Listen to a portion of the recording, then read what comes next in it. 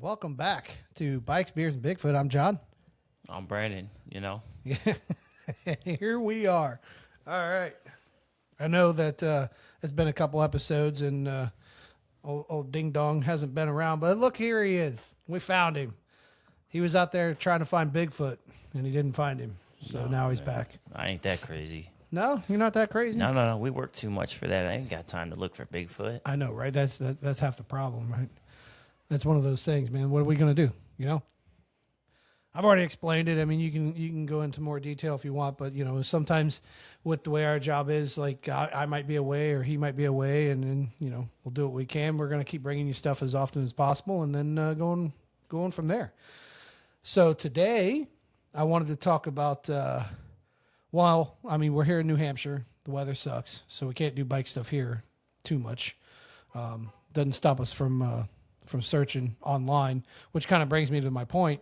We've been looking at like some old school sport bikes. So, Brandon, what have you been looking at here lately? Anything cheap, anything that I can afford and kind of fix up on my own. Yeah. Anything from the I'm looking at what's piquing my interest is anything from the mid '80s to the early '90s. Yeah. Maybe even mid '90s. Just something about that genre of sport bikes really got my interest right now.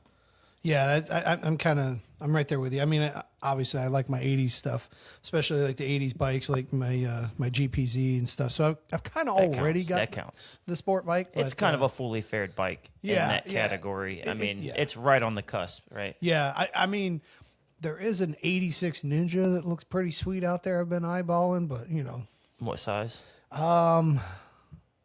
I want to say it was a 1000, but I don't know. 1000. Yeah, that means it's super fast. That means so much better. That means only a real man can ride it. Yeah, if it's bigger, it's obviously better. Yeah.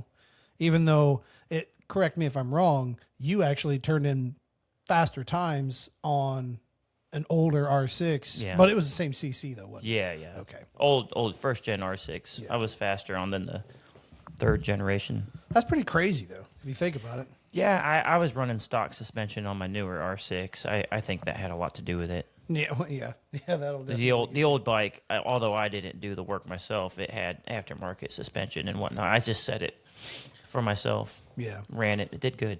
So, okay. So if let's say like money's not the object right now. Okay, right? Like if you're not worried about how much it costs, you're not worried about anything or rarity or whatever. If there was a sport bike that you wanted, a what? A sport bike. If there was or like the 80s super bike, right? What bike would you want? Like again, if money's not the thing, what is the bike that you would want? Man, what you got to do that to me for? I don't know. That's so hard. There's like 6 bikes. Like, I don't know. Right? Because I think about, right, when you say like super bike or sport bike, what comes to mind to most people would be the 4-cylinder, 4-stroke machines. My mind thinks 2-stroke. Yeah. So, RG 500 Gamma. Yeah. RZV 500. Yeah. Yeah. But, I don't think those were ever actually raced. You know what I mean? Like they were built as street bikes and they were so expensive and not many of them were made. Nobody really raced them that I'm aware of. I'm sure somebody did, but it wasn't like common. Yeah. So okay, then let's narrow it down then, right? Like an obtainable bike. All right. So let's put some parameters here, right? So one that we know we can get, one that isn't going to be too expensive, and there's still enough aftermarket out there to build. Okay. Right. What would you choose? Man. That's a tough one. It is. I like the early GSXRs, like an 86, GSXR, but those aren't necessarily obtainable. They're expensive. They're a collector's piece. Yeah. You would think that would be an obtainable bike, but they're not.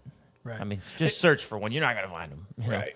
In fact, actually, the place, the site that we're working at, there's somebody that has obviously a collection of at least 2 or 3 of them, because there for a couple of days they had a different generation Gixxer that they had rode to work. They had and two park out GSXR 1100s. there. Yeah, two of them were And 1100s, then and then one was an 1000. The first generation 1000, it was Yeah. like maybe an O2. Yeah. But it piqued my interest, you know. Oh yeah, me too. It man. encouraged me. I thought, man, you know, those bikes aren't really thought much of anymore. But this guy's bikes were specifically very original and in good shape. Yeah. You don't see them like that. They're always super modified or wrecked or, you know, just dirty. It ratted out. Yeah. This guy's bikes, he took care of them, you know, and it really made it was inspiring. Yeah. I thought, man, what if I got a bike of that generation, sort of in that category? And that kind of piqued it for both of us, because then he's like, okay, well, you've already got a GPZ, so I mean, I should probably be getting something. And then we ended up seeing, what was it, the FJs? Yeah, Yamaha's FJs. Yeah, the Yamaha An FJs. FJ 1100. Yeah, the guy had two of them. Well, he claimed he had two of them for $500. Yeah. FJ 1100s, and they looked very original in stock. Yeah. I don't know. That sounds like a steal. Hey, I still think that if they're on there, we need to try and go pick those bad boys up. Because, I mean, I'll go in halvesies. I get one, you get one. And, you know, I'll just say sorry to the old lady now, even though this probably won't, you know, come out before it happens. Yeah. But, yeah, dude, that would be cool. Now, That would be those cool. bikes in that area have come up in value. You know, what comes to my mind is the GPZ 900, you know, the early katanas, right? The 900 was the actual Top Gun. I really liked, bike, right? Yeah, the 900, Yeah, okay. and I really like the Yamaha FZ 700. Yes. You know, but you just don't see them. Yeah. You know, yeah, I would even take an early FZR. Yeah. You know, 600, 750, or 1000. I mean, I'm a Yamaha guy, so I'm wanting the FZRs. I think an FZR would be obtainable. I think we could find an FZR reasonably priced, somewhat original. You know what really trips my trigger? What's that? The Vance and Hines edition. They made the really? FZR to look like the Vance and Hines, you know, super bike of the era. That would be cool. And then Honda had their Smokin' Joe's Yeah, I've seen that CBR. one.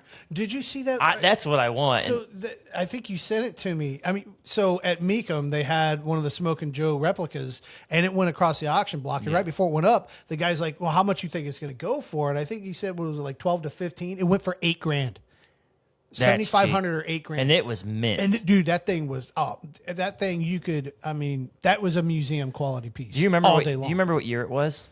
No, I don't. But it was the purple. Yeah, they're yellow and purple. They're all yellow. They and were all purple. yellow and purple. I thought they changed the color in a couple. Okay, so well, then I was wrong. But But I think it's like a 96.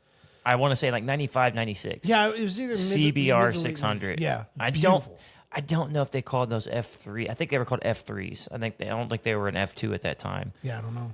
Yeah, I think they were F3. That was really cool though. It was really, those are cool. And you should look up the FZR 600, the Vance and Hines edition. Yeah. It's even better. Well, I'll put that in the. Well, I'll that's up look for it up and put debate. an I'm image. sure some people would be like screaming at me for saying that, but I'm a Yamaha guy. Yeah. Well, and see, and I'm a Kawasaki guy, so I think it'd be really cool if because what is it? Top Gear has the Stig, who's always like their guy that drives. Oh, right? yeah. You're going to be our Stig, right? I would love to be that. So that's what you're going to be. So what we're going to do is we're going to get you a Yamaha, of era, and then we're going to build that, and we're going to take that around the track, and then we're going to build the GPZ, and we're going to take it around the track. And I've already floated the idea, and the more I think about it, the more I like it. I really think that it would be really cool. Let's make my Versus a track bike. Oh yes, let's do Let's that. do it. Let's do. Are you serious? I'm serious, dude. Your bike? You Yeah. want to convert that to a track bike? Yeah, because Then what? Like run it at all the tracks in the different states that we can? Yeah, Really? yeah. You're serious? You Yeah, let me do because that? I want to get a newer Versus anyway. So, Oh, I will. You know what I mean? That. Don't tell me that. dude, I'm down. Don't back down. I'm not. I think it'll be great. I get down on a Versus. I know, and that's what I was saying in I think it was the last episode. He was talking about that. It might have been, I don't know, one of them. Anyway, No, well, listen. I mean, like I ride, mid 140s on a stock Versus. yeah, That's pretty At good. Mid-Ohio. At Mid Ohio. yeah. So I mean, what is That's fast pretty- at Mid Ohio? That's pretty good. It depends on what category, right? So what category would the Versus be in? It's not. It's such an It's oddball. you know bike. what it would be. I think they would call it like lightweight twins. Yeah. So it would be going against. I mean, there are a lot of lightweight twins that have come out in the last 4 or 5 years that Yeah. are just like they've changed the category completely. But prior to that, the Versus could have been competitive. Right. But I mean, I think we could. Because it goes against like SV 650s. Now the Aprilia's got like a 660 Yeah. that's making like 95 horse or something like that stock, good which is Lord. ridiculous. Yeah. And Suzuki just came out with one. I'm feeling really like I got a brain fart right now. I don't remember the exact model because it's new and I don't pay that much attention to the newest stuff usually. Yeah. But they've got like an 800cc parallel twin in that category now, and it makes like 80 some horsepower stock, which replaced the SV that made like 70 Okay.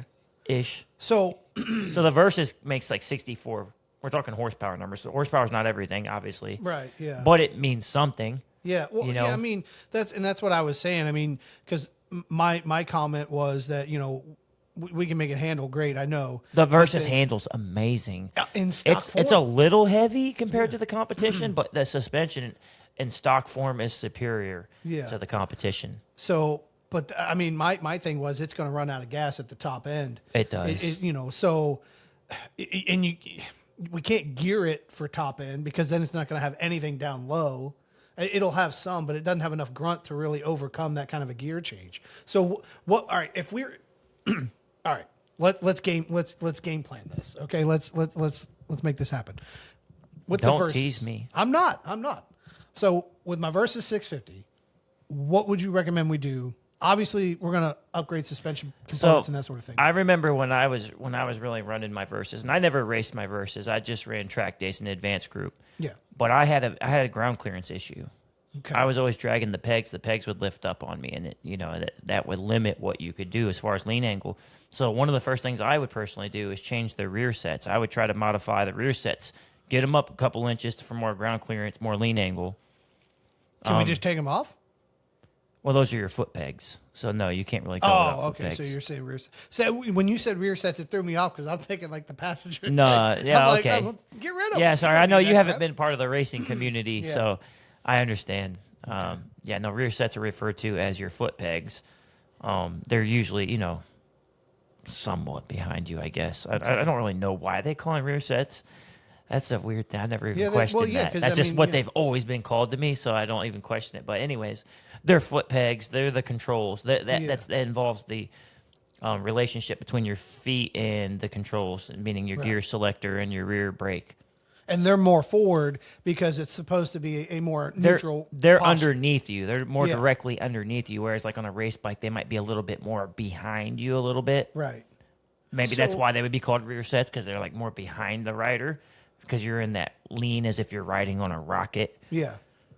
Well, my question is, so Well, I just need them up higher, not necessarily behind me. I just need them up a little bit higher. Like honestly, a couple inches would go a long way. So I wonder if we could use something from like the Ninja 650 since they're so closely related. No, I've tried messing around with that. It didn't work out. What was actually surprisingly really close to working with minimal effort would be the 250 Ninja, the early 250 Ninja, like second generation, like Okay. 1987 to like 2007.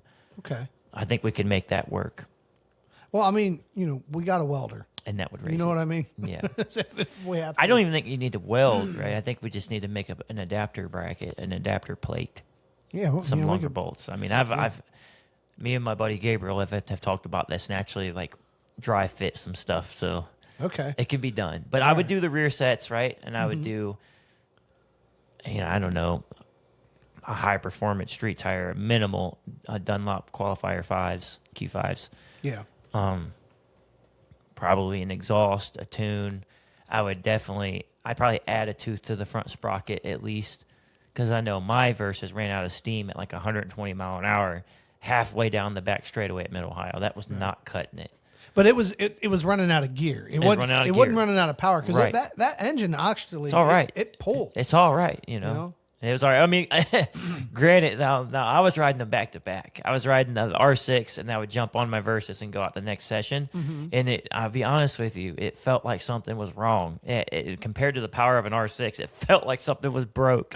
I was like, this thing's not running right. I looked down at my tach and everything, and everything's working fine. I'm wrapping out. The RPM's good. Yeah. It's like, it just doesn't have the power. I don't feel the same pull. Yeah. But it had all the power you need to have fun. You know, honestly, and on track days, which is all we have time for right now, unfortunately. Yeah. I mean, it would be competitive. I think it'd be fun, and it's one of those bikes that, like, you know, nobody ever sees it. I mean, I've put pictures in the podcast before showing yours where you had to tape off all the lights and everything like that. Yeah. You know, it's such an oddball bike to see out there. Nobody even knows what does it is. Nobody shows up to track days on a Versus. It's such an unlikely machine for track days. It's so underrated. I think it's underrated. Such an underrated bike. You know, Yeah. And I want one of the newer ones that, you know, already comes with the hard cases and everything like that. for touring, fully loaded. And so, I mean, so I'll probably end up getting one of the Versus LTs, you know, here down the road. Man, you got me thinking about making this thing a track bike now. Yeah. So I'm thinking about, you know, what is there as far as aftermarket suspension? I don't know.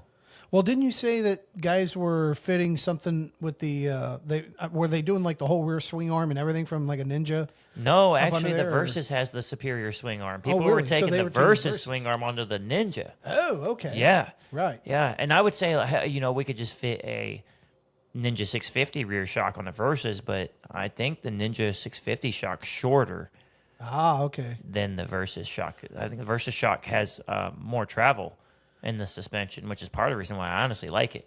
Yeah. So I don't think you can just fit a 650 Ninja shock so easily. Okay. It could be made to work, obviously, but I don't know if that's the route a guy wants to go. Hey, you know what, dude? We're not trying to win races necessarily. We're just trying to have fun on it. And Yeah. Just post some crazy times with it. Just I'll to say see. this. That engine is very well popular in flat track racing. Yeah. So there's a lot of tuners with a lot of experience on these 650s. Those engines have been made to produce 100 horsepower. Really? Yeah, I don't know how durable they were at that figure, but you know, if we had a tuner or a builder, you know, build us the motor out to make, you know, say 80. Yeah, I was going to say, because I mean, 100 horse, that's almost a 100% increase. That's a little ridiculous. You know what I mean? Yeah, it's Is there huge what, like change. 65 or something like that stock? Somewhere in there, yeah. So I mean, if we can add 25 or even 30 horsepower, that would 30. just be That'd be huge. that'd be an insane. That'd be a radical build. I mean, really, even 80 it was a pretty rad build, but I think 80 is realistic. I think you could cam it, you could bore it, you know, Yeah. and tune it with an exhaust. I think you could get up there. What would you have to do for intake? Because I don't think the stock airbox is going to flow enough at that point. I don't know. I really don't know. I think the flat track racers, if I'm not mistaken, they even run carburetors on them. Really? I'm pretty sure. Well, then that would take the tuning out of it. It would make it easier for us ourselves to tune. Yeah. Well, I mean, I'd like still want to having have a it tuner. dynoed though. Oh, well, obviously, yeah. You know? Just for Because bragging you don't know. rights. You don't know. just- I mean, yeah. you know, we can jet it and do it by feel and do plug checks and stuff. But I mean, a dyno tune would, you know, they can put the sniffer in the exhaust and tell whether it's rich or lean. Yeah. The air fuel mixture, they could really dial it.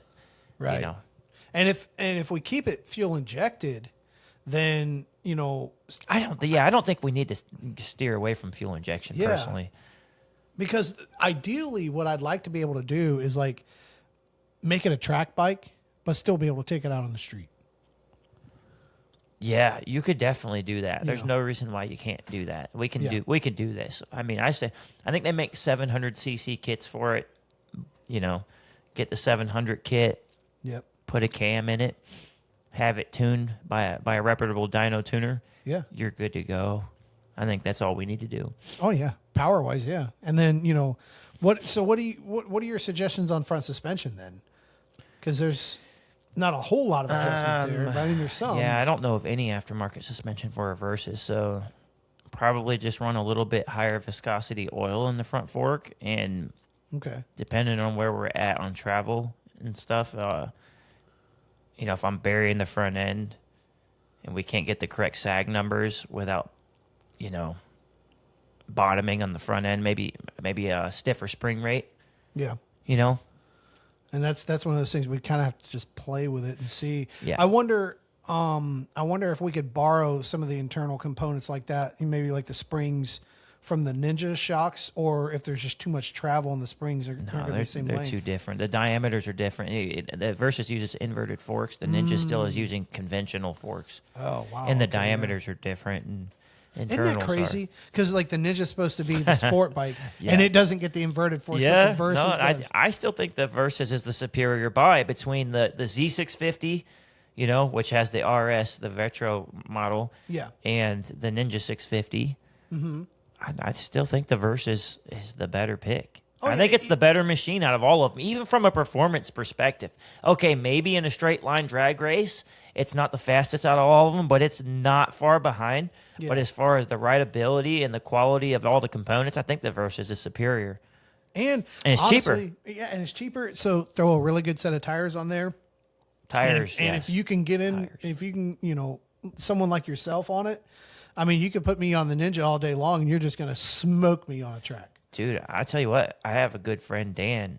We went out on track days. He's been riding his whole life. Yeah. And we went out on track days together. He had his SV650, and I left him, man. I'm not going to lie to you. He's a good rider, too. He's a good rider. I bet that surprised him a little bit. It didn't did. Yeah. Yeah. cool, I went around him. That's awesome. He said, there he goes. There he goes. And slowly disappeared, Yeah, it's crazy. But to I have a think lot of that. I have a lot of seat time on that track compared to him. Yeah. So it Well, has that's a your lot home to- track. It has you a know lot what I to mean? do with it, yeah. So, I mean, a lot of our track time videos are 99% is going to come from there. Although I would love to be able to like go from state to state. Oh, we got to start doing that. And If you start got doing track bring days. your Versus with you, and let's start hitting track days on the weekends at these states. Every state has a racetrack almost. Yeah. We got to do it. You brought it up. I'm holding you to that. I'm down. Let's do it. I'm serious. Yeah, because I mean, look, all I'm saying is I'm going to be recording all sorts of fun stuff because one, track days are fun anyways, right? And I've not been to a motorcycle track day, so that's something I definitely need to do. You're missing out. I know, You're missing but out. I've done a lot of like test and tune and race nights and stuff like that in the car world because that's really where I cut my teeth was in the automotive section, and I was drag racer and stuff like that. So I mean that's all I did for the longest time. So Road racing's different, bro. road racing is different, obviously. Yeah. But, culture, though, I'm telling you, the culture is going to be very similar. There is a lot of You know, similarities. There's a lot of similarity because it's I've been in both areas, people yeah. who like to go fast and stuff like that. Now, me, I've not had that itch to go fast on a motorcycle. Oh, okay. Why You know, not? I don't know. I don't know. I don't know if it's a fear thing. You haven't been on a racetrack, man, because the street is scary. Oh yeah. I don't ride fast on the street, Right. Yeah. So I can't imagine, just somebody just getting into it or, just nobody's ever had a performance machine. I wouldn't want to go fast. Well, and that's the thing. I mean, because I've had like that stage 2 Harley Street Glide, and it was a quick bike for a Harley. I mean, it's a big heavy pig, and me and my buddy Quentin would kind of because he had the I can't remember which the way they name their bikes is so stupid, but he had basically the stripped down version of my bike with a stage 1 kit. So you would think it'd be pretty comparable, but I mean, even with the stage 2, I'd walk off and leave him. So I mean, it made a big difference, but that was straight line, not, trying to turn or anything like that. And what's crazy is that really didn't frighten me at all. And then, I got the GPZ out and it scared me. Did it? It put a fear in me because like I'm not used to the riding posture at all. And the high RPM power.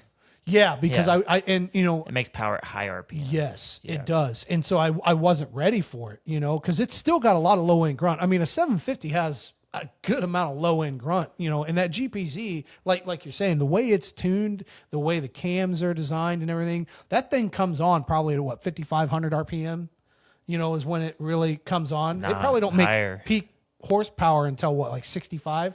Higher. You think 7 Yeah, closer to 7. is when it's making peak That's horsepower? what I think. I haven't looked it up. Don't hold me to Yeah, it. I'll have But we'll look it up and I'm see. pretty but- sure that it makes max 'cause, torque I mean, at red higher. line's at 10 grand? I think is what it I does. think so. I think it's close 10 to grand close to red 10. line. So Yeah, yeah, it makes It sense. probably makes max torque probably around 7.5 or something. Yeah. And I'll tell you what, dude, and it was one of those things. I mean, I didn't want to do it in like first or second because I know it could come up at that point, But, so I got into third and I just I rolled into it and I could feel the front end lift a little bit. Not like it came off the ground. You could feel the but suspension. I could travel. feel the suspension come up Raised. and All right. Well, we had some technical difficulties. I noticed that the camera is different, and so do you notice the camera is different? That's because the camera's different. Camera stopped working, so we are here using a different camera real quick. We're making do with what we got, but during the little technical difficulty area, oh man, earthquake for a second. Brandon, what was that you showed me? This is what we do. So anytime we get a chance. It's a very good deal. It's a bike I don't need, but it's a bike that I really want, especially for the money. Yeah. Right? It's a GS 550E and is an 80s model with the fairing. Ooh. Check this out. Yeah, Can hold they that up see to it? the camera. They can't see it. It's kind of there. The camera's not very good. Oh, it's not good. You look. I am good. Ooh, that is nice. I Yeah. like those. I like the blue and silver. Yeah, so it's reminiscent of maybe like a katana, like the early Yeah. katana, right? Like Yeah. a small katana. That's what it looks like to me. Is the Yeah. early katanas? And I just $300 or best offer. It has a title. Guy claims it ran. Yeah. I don't Then the really care. starter For went out. $300, I don't really care. I don't either. But I'm worried about the starter clutch. Or Those didn't have but issues. that didn't have an issue on those. No, Right? Suzuki's aren't known to have issues Well, like that. then, That was a Kawasaki thing. You know what? $300. And it has a Kirker. That's the exhaust alone is worth what he's asking. I know. That's what I'm saying. This is a crazy deal. Why are we not going to pick this up? I don't know. So, in case you don't realize, this I'm is gonna what look we it up. do. I'm gonna see how Every far it time is. we get a chance to have a little bit of downtime at work or whatever, when we're on lunch, we're going to sit here and we're going to stuff our faces and we're scrolling through Marketplace looking at bikes everywhere we're at. This is what we do. You would think that eventually we're going to need an intervention, and we probably will. But until then, we're going to have a lot of fun and we're going to get a lot of cool bikes. So this is what we do. Yeah, I mean, why not? I mean, the bikes that we're looking at aren't, they're not expensive. We're not out buying. Well, we've bought new bikes, but I mean, we're not buying like, bikes that are expensive. In Only the bike one of world. us still has the new bike that was purchased. Okay, it's 1 hour and 24-minute drive from here. I mean, totally worth it. I think that's worth it. Yeah. Why don't you try and figure something out? We'll go get it. You are witnessing a deal in the works. I don't know This if is what I we do. have the time. Well, maybe we'll get a day We off. might look into this. Yes. 'Cause that's hard to Possibly coming to you soon. that deal is hard to ignore, to be honest with you. Yes. Also hard to ignore is that killer deal on the Z900 RS Cafe. Dude, I want that bike so bad, and it's the Kawasaki green version. I know. That one is what is it? I think it's an 18. I think it's an 18. Yeah. Was that color scheme? Yeah, I think it was first year for it. Such a good looking bike, Yeah. and it's already got some goodies on it, But I don't know. We'll see how it goes. I gotta talk nice to the old lady, and she's not having it. Yes, because you just called her an old lady. Well, no, that's how. Well, look, hey, she's of age, She's as old as I am, and I'm pretty old, so we can be old together. Okay, But isn't that the whole biker thing? Your old lady. that's what they say. I don't know. I've watched too much Sons of Anarchy, I guess. But anyway, other than the snafu of the camera issue, I do really want to do something, one, with the Versus and make that a track bike. I think that would be really cool. And it'd be real easy to take with us because it's a fairly light bike. The thing is, especially after what happened in Connecticut, if we're going to do that, I'd really like to be able to store it in your van. How do I work out of my van with a bike sitting in there? And that's the thing, you know what I mean? So that kind of sucks. So Yeah. unless we, That makes it hard. yeah, I don't know. I mean, hey, you know what? I know there's people out there in the comments that travel, right? So give us some suggestions on ways to be able to get these bikes locked up and keep them secure, keep them safe. Because obviously there's people out there that like to steal stuff. They stole my Honda bike. So, it is what it is. And deal with that, But what do you guys suggest? If you guys had some similar issues in the past, kind of let us know. We'll go from there and see. But yeah, that I definitely would like to do something like that. But I would want to get the GPZ ready and do some track days with that, because I think that's going to be really cool. Yeah, I'm very interested to do that. I've not rode a bike that old around the track. Oh, yeah, I take that back. I was going to say, yeah. Yeah, I definitely have. You went out for your license on a bike from like the 70s. Yeah, from the 70s. Yeah, it was You an know? RD converted into a road racer. Yeah, that's kind of awesome. an early TZ replica. Yeah. Yeah. And I rode a TZ as well. Yeah, the TZ was, the TZ was early 80s. It was probably older than your GPZ. Probably. Yeah. Because the GPC's in 84. Yeah, I think the TZ was like an 81 or something. It was like one of the first power valve TZs Oh, wow. with an exhaust power valve. So, as crazy as it might sound, what about the LTD? Man, that's pushing it, right? That's how you're going to lean like this. I could do it, but the problem with that bike would be ground clearance. Oh, for sure. We 100%. wouldn't have enough ground clearance. And it'd Yeah. be funky too because it has like a big front wheel. What size is the front tire on that? Oh, I really can't remember. It's a taller Yeah. front wheel and like a smaller wheel in the back. It would be weird, but I promise you, I would do it if I thought we had enough ground clearance for it to be worth my while. But I would just be dragging pegs through every corner. I'd be bored. There'd be no corner speed at all because Yeah.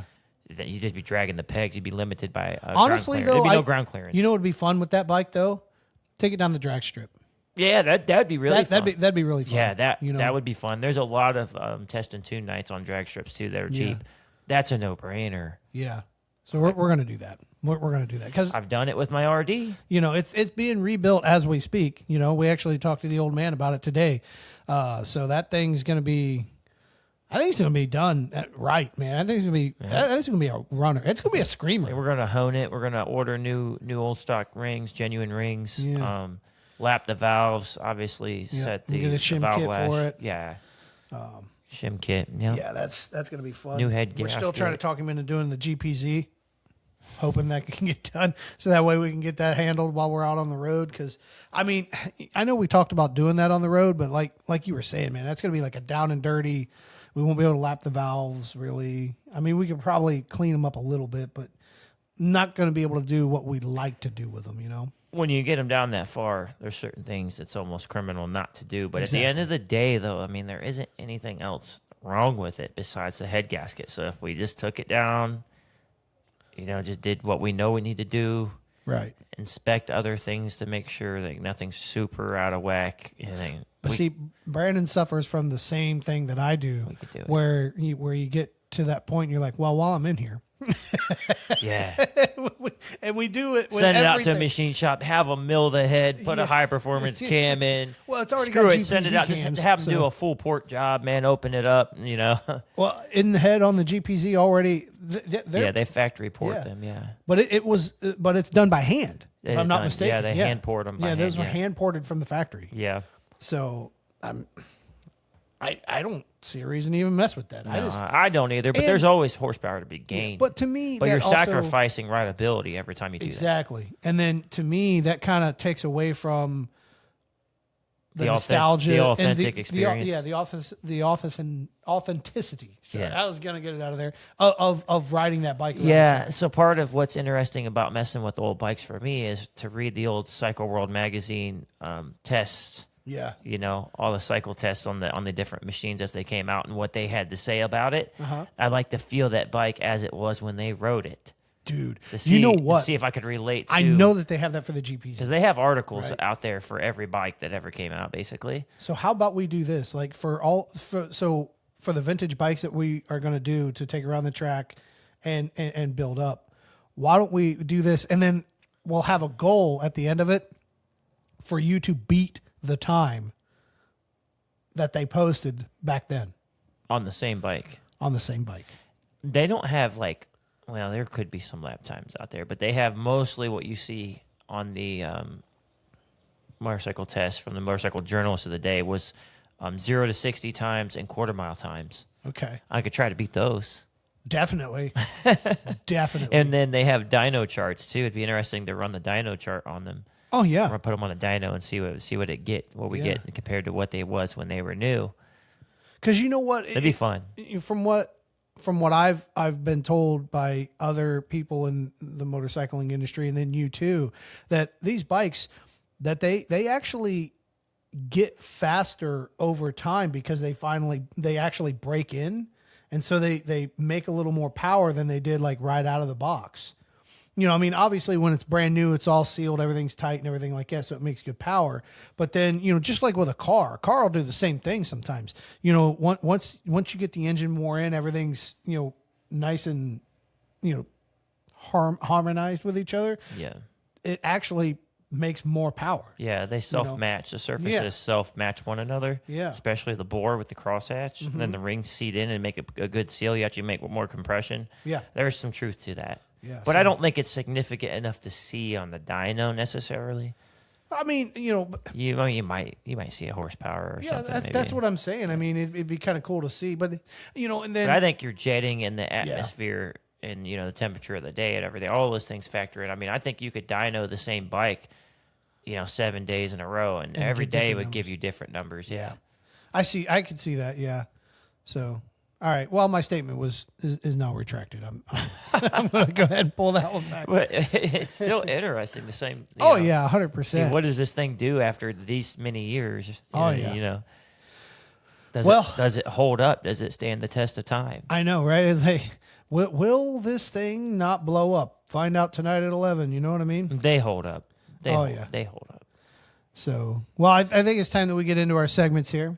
So, Brandon wasn't with us when we did these originally because I'm the one that introduced these. So, surprise! we're gonna have some segments on here. So, we'll start with the roadside confessions. So, what's a roadside confession from you? Like something that you know has happened to you that you know was kind of like a dumb moment or something like that. Like when I was talking about it before, how I almost dumped my bike a couple times getting fuel because I didn't have my stand out. You know, I've been riding a long time, so I'm sure I've had a lot of dumb moments. But the only one that really stands out at the moment, just like pull it out of my, you know, backpack, it'd be like, you know, I had really big loops in my shoestrings. Mm-hmm. And so when I came up to a stop sign, I went to put my foot down as you normally do, only it looped around the gear shifter. Oh, no. And I couldn't get my foot down. So I just laid the bike over it like a dead stop, you know. I was very embarrassed. I mean, you figure, what would that have looked like, you know? If there was a cop behind me, he would have pulled me over to see if I was drinking. Yeah, You know what I was gonna mean? Like, say. you don't even put your foot out to catch yourself. Yeah. You know, and I've actually done that a lot of times since then. Yeah. But I've caught myself and leaned the bike at the last second the other The other direction. Yeah. Which isn't natural, but now that, you know, since that's happened, I've got like PTSD from it. I'm like thinking about it almost every time I stop. It's the same with me because I almost dumped my bike so many times. So getting now, fuel, now I tuck my shoestrings in. Yeah. I will actually tuck them into my boot on the side, Yeah, right around my I ankles. literally watch him do it, and sometimes it takes forever. And Every time. It's He does worth it it. every time, Every yeah. time. If I don't do it, they loop around either the brake lever, the rear brake lever, or the gear selector. And that's why he's looking for those boots that have the clicker on it, you know? Yeah, so they're stringless. The stringless. They're not yeah. quite Velcros, you Yeah. know? They're a little cooler. Look, I will rock the old man Velcro shoes. I've done it before, yeah. you know?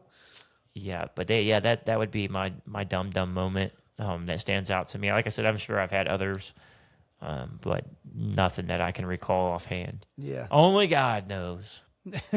Yeah, right? We'll let him keep those secrets. And so for our next segment, right, we got the what was that? So I did kind of go into a little bit of the story where you got followed by a canine creature. Yeah. Right? So I want you to tell that a little bit more because I know I probably didn't get some details. Okay, I could do that. Yeah, it's not a long story. It's pretty simple. Me and my wife, we were traveling to Florida to buy a van in a rust-free state because we're from Ohio where things rust.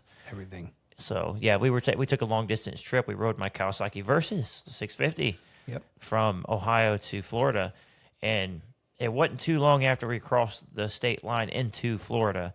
It was really late at night, pitch black. We were out in the middle of nowhere. I don't take highways when I travel on a bike. I don't think it's fun. I don't think you get to really see the country. So I was on old back roads. So there was nothing. It was pitch black, right? And we both had to pee. So we were like looking for a spot to stop, and be able to, relieve ourselves. And because there was nobody around, there was nothing. And we're slowing down for a stop sign, and we're looking around. And as we're slowing down for the stop sign, we notice a dog, on the side of the road. It looked like it could have been somebody's yard, but I didn't see any houses. So it was kind of weird. So I thought, maybe it's just somebody let their dog out to do the same thing that I was trying to do. Yeah. And as we slowed down and got closer, we realized pretty quickly it was not a German Shepherd. It was probably a coyote. To this day, I don't actually know what it was. I know it was a dog of some sort, but it was trying to get us. It was pretty aggressive. Really? It was chomping. It was coming. It was running, man. And I was kind of amused. I kind of wanted to see how fast it could go, so I slowed down a little bit, tried to match its pace. And of course, the wife didn't like that too much. She was kind of saying, you better get going. You better go. Yeah. All right. So before that, how fast was it going? Well, we were running about 40 miles an hour. And it was keeping pace with you? Yeah, I kept pace with us about 40, yeah. Lord have mercy. Yeah, I felt pretty fast for a dog. That is I don't know if moving. it's fast for a dog, but that's how fast we was doing about 40. About a little over 40. I say about 40 to be, I don't want to stretch the truth. Wow. But, yeah. That is insane. Yeah, it was kind of scary, but I was confident that the old Kawasaki wasn't going to fail me. I was going to get away from him. He's not going to be able to go as fast as that. Yeah. But yeah, we took off. We basically ran the stop sign, took off. We weren't stopping. All right, so I wasn't wrong in saying that you did a little bit of the California roll and got on out of there. Yeah. All right, right, cool. cool. Be silly not to. All right, well, that brings us to our last segment, and that's going to be the rubber side down. So, one of the things, especially like with you do the long distance riding, which I want to try and get into. I haven't done yet, but always tell somebody your route. Or, you know what I mean? And, like you were saying, you don't take the highways and stuff. So that's a lot of different, back roads and stuff like that. You see a lot. You get in a lot of situations. Right. And it's one of those usually things, when you got to stop for gas, by the way. Yeah. Oh yeah. There's definitely some really crazy stuff out there. So, it's one of those things where it's just a little insurance policy that, something happens, you can actually get out there and, somebody knows where you're supposed to be if something happens, and then you don't show up, at your destination. So yeah, just share your location, Yeah. Surely anybody traveling on a bike long distance is using a GPS at this point. yes. So if you've already got a GPS on, you've already used your phone, just share your location with somebody. Yeah. point. That's problem solved. Yes, sir. All right. Well, that'll do it for this episode. We'll see you soon.